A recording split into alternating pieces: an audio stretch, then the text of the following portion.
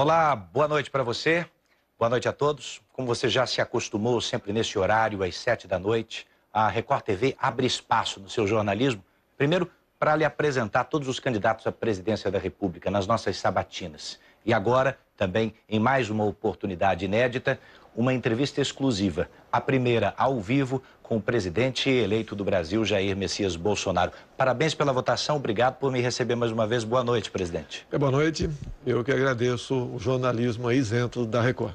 Obrigado, Eduardo. Presidente, o senhor foi responsável pela primeira derrota em 20 anos do Partido dos Trabalhadores numa eleição presidencial. Mais cedo, o candidato derrotado Fernando Haddad divulgou nas redes sociais uma mensagem de boa sorte ao senhor. Minha pergunta é simples: qual vai ser a sua relação com o contraditório, com a oposição, com quem pensa diferente do senhor? A oposição sempre é bem-vinda, até nos ajuda a evitar que algo de mal venha acontecer numa decisão possivelmente errada da tua parte. Logicamente, nós sabemos o que é oposição pela oposição. Isso, apesar de a gente esperar que não venha a ocorrer, mas nós sempre nos preocupamos com isso. A oposição é bem-vinda, a liberdade de expressão é sagrada e vamos fazer um Brasil diferente agindo dessa maneira. Nessa esteira, é claro que a sua votação foi expressiva, 58 milhões de votos, mas se a gente fizer uma conta rápida e perceber os 45 milhões que foram para o seu adversário e mais aquelas pessoas que foram à urna, mas não escolheram o senhor como opção, brancos, nulos, as próprias abstenções, o senhor tem um recado importante do eleitor também, numa certa descrença na política tradicional. Como é que o senhor pretende conquistar essas pessoas? Bem, nós vamos governar, na verdade, para 208 milhões de pessoas, não apenas quem votou em mim. O Brasil está mergulhado na mais profunda crise ética, moral e econômica. E não vai ser uma pessoa ou um partido que vai tirar o país dessa situação. Precisamos do apoio de todos. Não queremos fazer nada que venha a prejudicar ainda mais quem quer que seja no Brasil. E assim sendo, eu apelo ao entendimento de todos para que nos apoie, dê sugestões e quem esteja, porventura, no parlamento, ajude a aperfeiçoar essas ideias, porque o que está em jogo é o nosso Brasil. Estamos todos, sem exceção, no mesmo barco. Nesse quesito, o senhor tem um parlamento renovado, como há muito não se via, uma renovação histórica tanto na Câmara quanto no Senado. Como conversar com esses novos políticos, muitos deles nunca tiveram uma carreira política antes, sobre a sua pauta para o país? As conversas, na verdade, já começaram. É muito parlamentar novo, vários partidos já veio conversar comigo e tem conversado, porém, também sobre a situação que se encontra o Brasil. Muitos, até de outros partidos, foram eleitos por estarem me apoiando. Quer dizer, o nosso nome ajudou a eleger não só uma grande bancada para o PSL, bem como parlamentares de outros partidos. E semana que vem, sim, estaremos em Brasília e buscaremos, junto ao atual governo, Michel Temer, aprovar alguma coisa no que está em andamento lá, como a reforma da Previdência, se não num todo, né, em parte do que está sendo proposto, porque evitaria problemas para o futuro governo, no caso, seria eu. Então, e também vamos buscar maneiras de evitar novas, ditas pautas bombas, que nós estamos com um déficit monstruoso e não podemos aumentar esse déficit ainda mais para a partir do ano que vem, sob o risco do Brasil entrar em colapso. Não queremos isso daí. Bom, entre as questões que o governo Temer parece ter valiosas, tem o teto de gastos, que está em vigor, que, segundo muitos, engessa, inclusive, investimentos futuros. O senhor é simpático à manutenção do teto como ele está? Olha, seria até dispensável a questão do teto, porque já estamos, nossa economia já está deficitária. Então não adianta você, por exemplo, querer revogar a emenda constitucional do teto, porque você não tem como investir mais no Brasil. O teto, no meu entender, é importante e, se puder ser aperfeiçoado, será bem-vindo. Agora, na verdade, o que nós precisamos é destravar a economia do Brasil. Nós devemos desburocratizar, desregulamentar, buscar maneiras que os investidores, os empreendedores, os patrões, os empresários, os comerciantes tenham meios de empregar gente sem tanta burocracia, porque somente dessa forma você pode movimentar a nossa economia. Outras medidas se farão presentes. Se você, por exemplo, tiver um bom resultado no começo na questão da segurança, por si só a economia é ajudada nesse setor também. No seu discurso ontem, o senhor disse que o Estado precisa dar um passo atrás, precisa diminuir de tamanho. Como o senhor pretende fazer isso? Como olhar para a esplanada dos ministérios a partir do dia 1º de janeiro e realocar, fundir secretarias, diminuir o tamanho do Estado? Você tem que dar o exemplo para você poder cobrar alguma coisa. Hoje em dia, você perguntar para qualquer um do povo, com todo respeito até você, dificilmente você vai dar o nome de 8 ministros. Você não os conhece. E nós queremos, ao diminuir esse tamanho do Estado, evitar o toma lá da cá, porque há uma pressão muito forte do parlamento para só apoiar o governo agindo dessa maneira. Nós sabemos onde isso vai acabar. Acaba na ineficiência do Estado e na corrupção. E nós não queremos isso daí. Temos conversado com parlamentares, grande parte dos parlamentares são pessoas honestas e não querem continuar agindo dessa maneira via líderes partidários, que muitas vezes agem, na verdade, como líderes sindicais.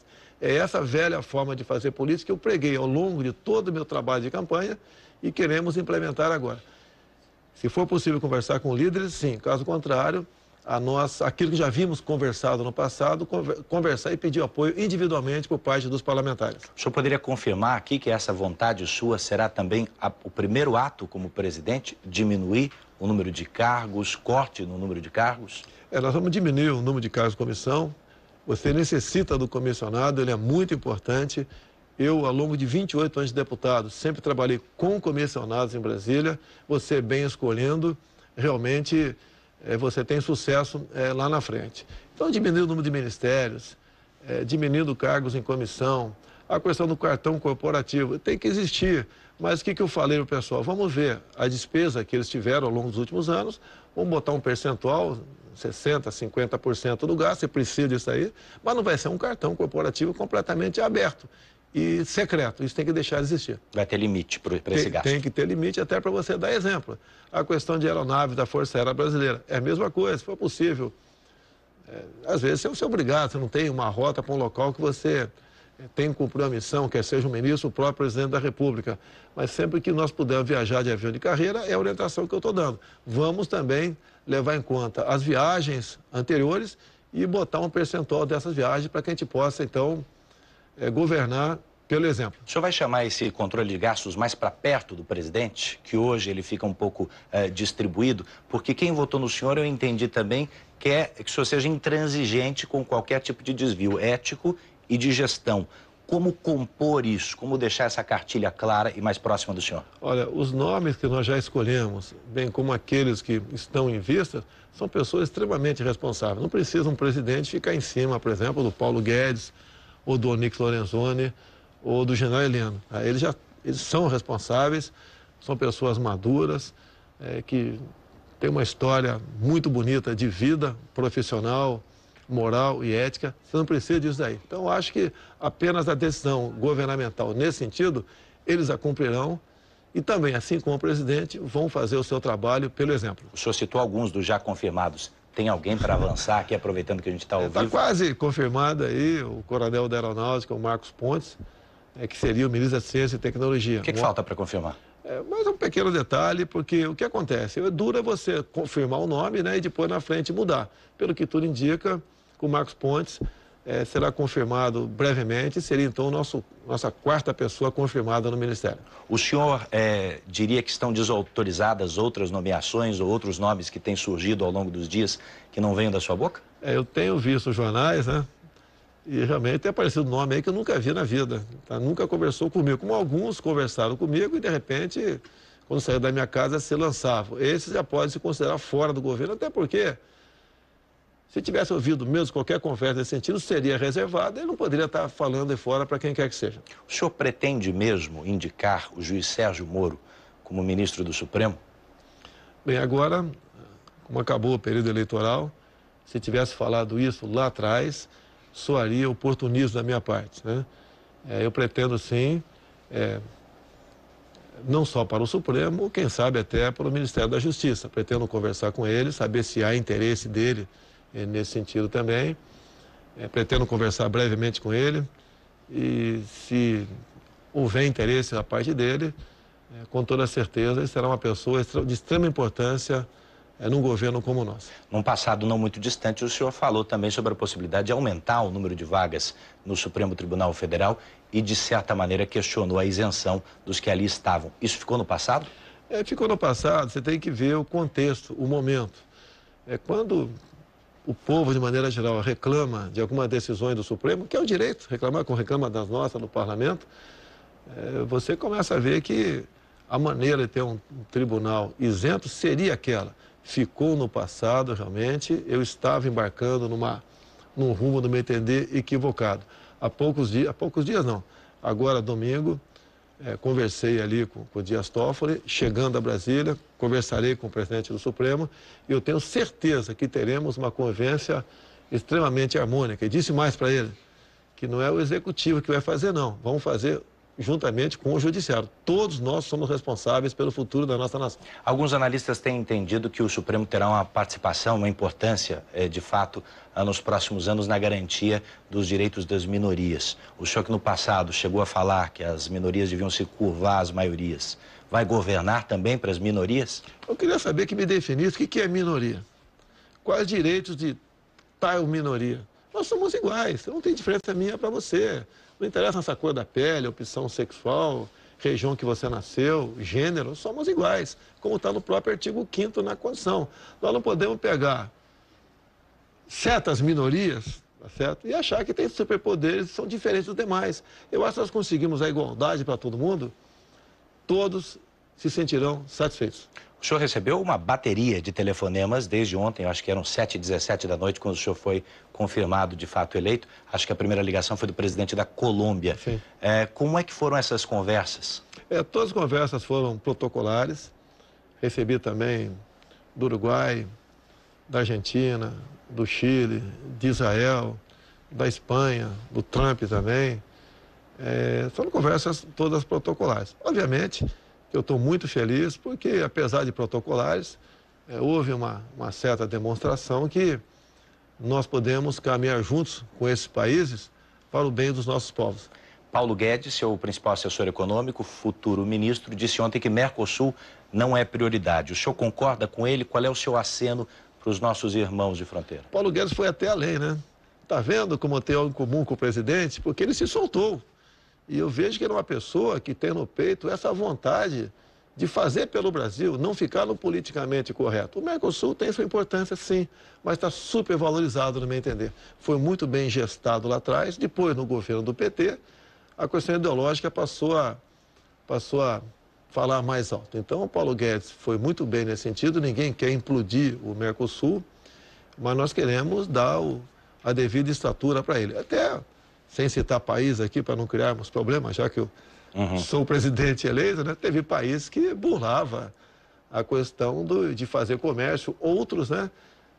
Sem respeitar as cláusulas do Mercosul. E o Brasil, como o PT estava governando, dava essa liberdade total. Então, o que nós queremos, a ideia do Paulo Guedes, é minha também, nos livrarmos de algumas amarras do Mercosul. Você pode ver, até pela cláusula democrática, nunca a Venezuela poderia ter entrado no Mercosul. E agora, mesmo dentro, vamos supor que nada de errado tivesse acontecido no passado, pelas cláusulas democráticas, a Venezuela não deveria mais participar do Mercosul também. Venezuela fez parte da pauta da conversa com o presidente da Colômbia, por exemplo? Alguma coisa no sentido de... Foram conversas protocolares, tive conversa com outras autoridades de vários países, entrou o assunto Venezuela e pede ali que o Brasil participe de uma forma ou de outra para solucionar esse problema. Afinal de contas, são cidadãos, são nossos irmãos que estão passando seríssima dificuldade com a ditadura de Maduro. Mas há alguma conversa sobre intervenção no regime venezuelano? Da nossa parte, não existe isso daí. O Brasil sempre vai buscar a via pacífica para resolver esses problemas. Se nós tivéssemos feito a lição de casa, lá no governo do PT lá atrás, mas sabíamos que o PT não faria essa lição de casa, eu acho que a questão Venezuela poderia ter sido resolvida já. Mas o PT sempre admirou o governo Chávez e depois de Maduro, de modo que chegamos numa situação agora onde os mais pobres estão sofrendo e muito, fugindo a pé para o Brasil, depois de não ter sequer mais o que comer em seu país. E a conversa com o presidente Donald Trump? Ele mesmo publicou no Twitter que, além das congratulações, falou-se em comércio bilateral e relação com as Forças Armadas. O que mais teve nessa conversa? Foi uma conversa um pouco mais demorada que as demais, isso esteve na pauta, mas vamos aprofundar a nossa conversa num futuro contato. Com toda certeza, eu pretendo ir aos Estados Unidos ainda no corrente ano, levarei a minha equipe, meu vice-presidente, o general Mourão, quem sabe o João Heleno também, para essa pauta militar, tratar com eles. Agora, a pauta comercial iria o Paulo Guedes, e nós temos muito que ampliar o nosso comércio, sem desmerecer o comércio com outros países do mundo. Sobre o seu vice, general Mourão, ele já deu a entender que não tem intenção de ser um vice decorativo. Que papel tem ele no seu governo? Nem eu quero um vice decorativo, né? Que eu tenho falado para ele é que eu não sou capitão nem ele é general, nós somos soldados do Brasil. Ele é uma pessoa que integrou o alto comando do Exército, extremamente gabaritada, qualificada, tem uma bagagem cultural muito grande, apenas faltava para ele a malícia para conversar com a imprensa. Então, a forma como ele conversava, a imprensa, de forma maldosa, levou para o outro lado, de modo que transpareceu que tinha algum atrito com ele. Nem um atrito com o general Mourão. Ele é um grande amigo, um grande companheiro, um grande patriota, que, mais do que vice, será um conselheiro nosso de primeira hora e a qualquer momento.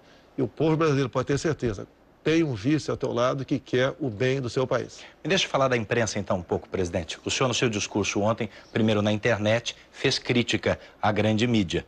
Depois, quando o senhor falou na transmissão às televisões, o senhor disse que o brasileiro será a sua testemunha de que esse governo vai respeitar a democracia, a Constituição e a liberdade. Minha pergunta é simples. Liberdade de expressão tem limite para o senhor? Olha, quem vai impor o limite é o leitor, né? Tem certos órgãos de imprensa que caíram em descrédito por ocasião das eleições, sem citar nome aqui. Por si só, estão perdendo assinantes, ou perdem telespectadores. Então, quem vai limitar isso vai ser realmente o cidadão na ponta da linha. E foi dado um grande recado para essas mídias que ousaram tomar partido político. Então, o controle para o senhor é o controle remoto? O controle remoto, nada mais além disso. Inclusive, nós não queremos a propaganda, a nossa TV oficial, a ideia nossa privatizar ou extinguir, não podemos gastar mais de 1 bilhão por ano com uma empresa que tem traço de audiência. Nós preferimos confiar na mídia tradicional quando o governo quiser fazer os seus anúncios que tem que fazer, que tem certos programas que nós só podemos atingir com o apoio da grande mídia. Presidente, o que o senhor espera encontrar no Palácio do Planalto? O senhor já disse que a transição já começou oficialmente, provavelmente semana que vem. Quem publica em Diário Oficial é o presidente Temer. Mas os dados que já estão chegando, da administração direta, logo chega da indireta também, lhe dão que tipo de sinais? Alguns dados são estarrecedores, né? Quantidade de funcionários de algumas estatais, certas despesas, certas estatais que são deficitária, serve apenas como cabide de desemprego. Nós não vamos fazer nenhuma maldade com o servidor público e nem vamos simplesmente desfazer desse nosso capital sem muita responsabilidade. Eu tenho certeza que todos do mercado e até do povo ficará satisfeito positivamente da forma como trataremos essas questões inerentes ao governo federal. E como é que o senhor espera que sejam os 2 últimos meses do governo Michel Temer? Olha, depender de mim, da mais perfeita harmonia. O telefonema que recebi do Michel Temer, ele estava muito solto, tranquilo, me parabenizou, eu senti na voz dele que ele estava tranquilo. Pretendo que a semana que vem ser a primeira pessoa a procurar para agradecer pessoalmente os votos de boa sorte. E tenho certeza que eu conheço quase todo mundo do governo dele, né? Porque, afinal de contas, são 28 anos em Brasília. Eu acho que essa transição será bastante tranquila e será feita com muita responsabilidade, pode ter certeza. O senhor abriu essa entrevista falando do respeito à oposição, que a oposição pode muitas vezes até ajudar. Queria falar um pouco sobre as forças dentro do Congresso Nacional. O seu partido, o PSL, teve o número de cadeiras sextuplicado, né? Quer dizer, 6 vezes, pelo menos. Com a cláusula de barreira, isso pode aumentar. Mas para aprovar a reforma, o senhor vai precisar conversar com o PSDB e com o MDB, pelo menos. Como vai ser essa busca pela governabilidade, inclusive com a oposição? É que eu tenho falado, né? A questão da mesa diretora. Geralmente o presidente não se mete nessa questão. porque senão ele ganha inimigos eternos lá dentro. O que eu tenho falado para a minha bancada é que eu gostaria que nós não lutássemos pela presidência da Câmara, oferecesse para um outro partido ali, não tem mais partido grande no momento, né? E assim fosse a distribuição dos demais cargos da mesa diretora. Seria um início, né, um gesto de humildade da nossa parte, que nós queremos que todos participem do governo. Mas alguns dos recém-chegados do seu partido ao Congresso Nacional têm essa sede, essa vontade já de buscar lideranças. Como vai ser essa desmobilização de ânimos agora? O que eu entendo é que, pela minha experiência de parlamento, as vagas da mesa devem ser ocupadas por quem já tem um mandato. O meu partido, se não me engano, dos 52, são 46 novos. Não deixe de ser pessoas competentes. Mas eles têm que entender que, pela governabilidade, seria bom nós aqui diversificarmos entre os partidos os cargos da mesa diretora. É simples, assim como o senhor pregou durante toda a campanha, fazer política com o Congresso sem oferecer algo em troca? Olha, eu cheguei a ter 8 ou 9 reuniões com um grupo de parlamentares. Chegamos a ter um pouco mais de 120 que concordaram com aquilo que nós estávamos propondo. Porque eu viajei o Brasil todo e comecei a levantar os problemas regionais, estaduais, os problemas de bancadas e como resolvê-los sem dinheiro. Isso tudo era colocado na mesa nessas reuniões e 95% dos parlamentares concordaram com todas aquelas propostas, apenas 5% não concordava. E assim sendo, a gente pretende botar um pacotão de medidas que vai atender o agronegócio, a agricultura familiar, vai atender a segurança jurídica que o homem do campo precisa, atende a questão da segurança pública para que nós possamos exercer de fato o legítimo direito à defesa, atende as Forças Armadas, quando se fala em retaguarda jurídica, atende os nossos policiais civis, militares, federais. Então, esse pacotão de medida, todos se beneficiam. E uma vez todos se beneficiando, o Brasil fica melhor para todo mundo. O que eu tenho colocado na cabeça dessas pessoas, e eles concordam, eles têm também dado muitos conselhos para mim que são muito bem-vindos, é que o Brasil estando bem, nós estaremos bem. E não um partido, um político estando bem, é que o Brasil estará melhor. Pelo que eu estou entendendo, o senhor quer levar os votos, os 58 milhões, para a mesa de negociação quando for falar com esses parlamentares, para chamá-los para essa conduta. Mas, por exemplo, só para cristalizar, o senhor é favorável à manutenção do atual presidente da Câmara no cargo, então, à recondução? Não, eu não posso falar que eu sou... Tem vários nomes ali, né? Eu vi o João Campos, por exemplo, de Goiás, já se lançou candidato, o Alceu Moreira do Rio Grande do Sul, o Jacoba, que faz parte da mesa, entre outros que vão aparecer. Um presidente não pode entrar nessa briga.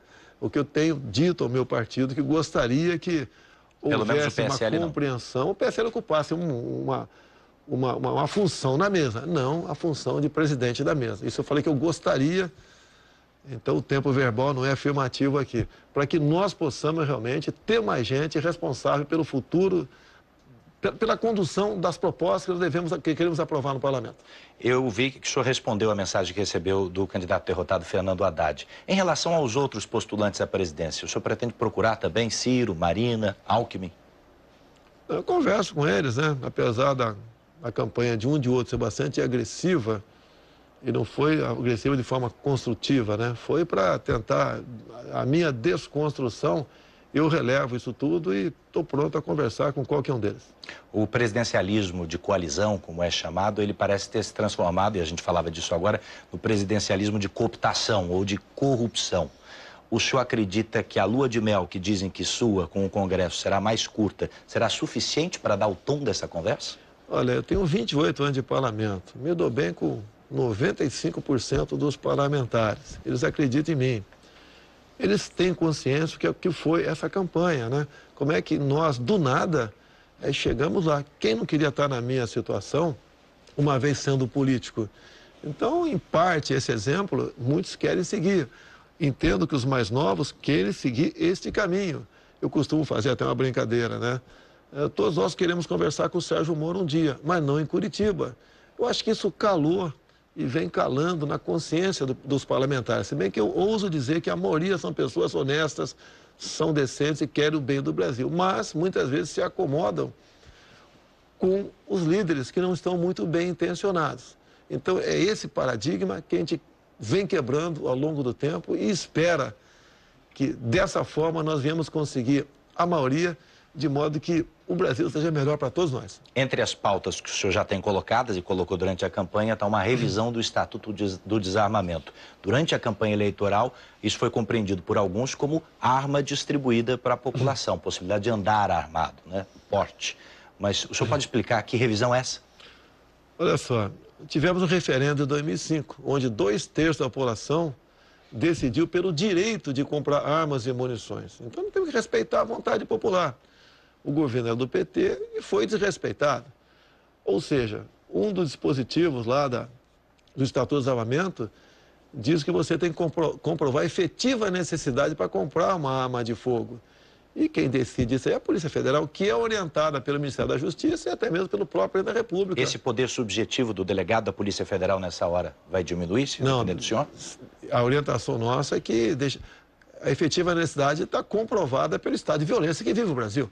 Nós estamos em guerra, todo mundo diz isso aí, vocês da imprensa mesmo dizem isso aí. Agora, nós queremos mexer na lei isso aí. E também diminuir, em vez de 25 para 21 anos de idade. E mais ainda, dar o porte definitivo para o cidadão. Não podemos, periodicamente, de 3 em 3 ou de 5 anos, a posse de arma de fogo para o cidadão. Porque vira um IPVA das armas. Não podemos criar mais um encargo para quem quer ter uma arma dentro da sua casa para defender a integridade da sua família. Mas a arma, então, é dentro de casa, dentro da propriedade rural, para proteger-se? A posse de arma de fogo, sim. Agora, o porte de arma de fogo tem que ser flexibilizado também. Eu fico pensando, por que um caminhoneiro não pode ter a posse de arma de fogo? Imagine, se coloca a situação do caminhoneiro que dormiu num posto, um sono pesado, acorda no dia seguinte, não tem nenhum step mais no seu caminhão. Então, você casar isso com excludente de ilicitude, que eu digo que é em defesa da vida própria de terceiro, patrimônio próprio de terceiro, pode ter certeza que a bandidagem vai diminuir, porque um caminhoneiro armado, ao reagir, alguém estiver furtando ou roubando o seu estepe, ele vai dar um exemplo para a bandidagem. É o seguinte, olha, ele atirou, o elemento foi abatido, em legítima defesa, ele vai responder, mas não tem punição. Vai diminuir a violência no Brasil com toda certeza. Inclusive, dados a estatística, você vê, quando aumenta o número de auto-resistência por parte da Polícia Militar, a violência diminui naquela região. Mas, presidente, a Procuradoria-Geral da República já se posicionou contrária a essa flexibilização, porque para saber se de fato ele se defendeu legitimamente, precisa haver uma investigação. Não, você responde, mas não tem punição. Logicamente, não nessa tem punição se foi realmente estava furtando, né, roubando, ameaçando a vida de terceiro. Nós temos, se alguém entra na tua casa hoje em dia, mesmo você com uma arma legal, se você dá vários tiros naquela pessoa, ela acaba não morrendo, você responde por tentativa de homicídio, o outro responde por invasão do domicílio. Devemos acabar com isso aí. Um caso claro, típico, que a gente mostra que tem muita coisa errada no Brasil, é o caso Ana Hickman, onde um elemento entra no hotel, dá 2 tiros numa mulher, o cara da Ana Hickman rola com o cara, com a arma do cara, né, dá 3 tiros na cabeça dele, e o Ministério Público de Minas Gerais está o tempo todo querendo colocá-lo em tribunal de júri por excesso. O senhor não tem receio que essa arma que o cidadão pode vir a ter com mais facilidade em casa seja levada para dentro do carro, para a escola, para uma discussão de trânsito e nós tenhamos incidentes maiores? Olha, se for pensar dessa maneira, vamos proibir dirigir carro no Brasil. Tá? Quem tiver uma arma vai ser responsabilizado por ela, né? Porque se ela cair na mão de terceiro, vai ser responsabilizado, a não ser que ele participe antes e se extravie o furto dessa arma. Agora, quem quer fazer a maldade não precisa comprar arma no mercado. É fácil no mercado paralelo, no mercado negro, você conseguir uma arma de fogo. Nós devemos abandonar o politicamente correto, achar que todo mundo desarmado, o Brasil vai ser melhor. Não vai ser melhor. Eu gostaria, estou vendo aqui várias pessoas aqui, não sei se tem alguém armado, mas se tivesse 3 ou 4 armados, teria certeza absoluta que não entraria um maluco por aquela porta e faria uma maldade aqui dentro. A arma de fogo, mais que garantir a vida de uma pessoa, garante a liberdade de um povo. Este está entre os seus principais ou primeiros atos como presidente? Entre vários outros que apresentaremos, né? Se bem que vamos tentar, no corrente ano, a bancada da segurança está bastante empenhada, mudar o estatuto no corrente ano. Ok. Presidente, dias antes, para mais um assunto apimentado aqui, dias antes da eleição, uma semana antes, o senhor falando para a multidão, chegou a falar que vai fazer uma faxina e esses marginais, disse o senhor, de vermelho, serão banidos. O que isso significa na prática a partir de 1º de janeiro? É os que não respeitam a lei. Tá? Você pode ver, quando você vê o pessoal do MST invadindo propriedades, depredando, matando animais, tocando fogo em prédios, aí você fica indignado com isso aí. Muitas vezes você entra com uma ação de reintegração de posse e ganha. E o governador, tendo em vista de um partido que apoia o MST, não cumpre essa ordem judicial.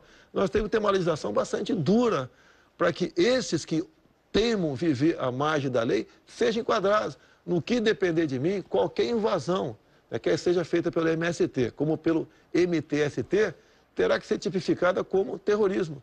É o que nós queremos fazer, cumprir a lei. E a propriedade privada é sagrada, não interessa se é urbana ou rural. Esse projeto vai para o parlamento também? Vai. 90% do que eu quero fazer passa pelo parlamento, 10% apenas por uma caneta presidencial.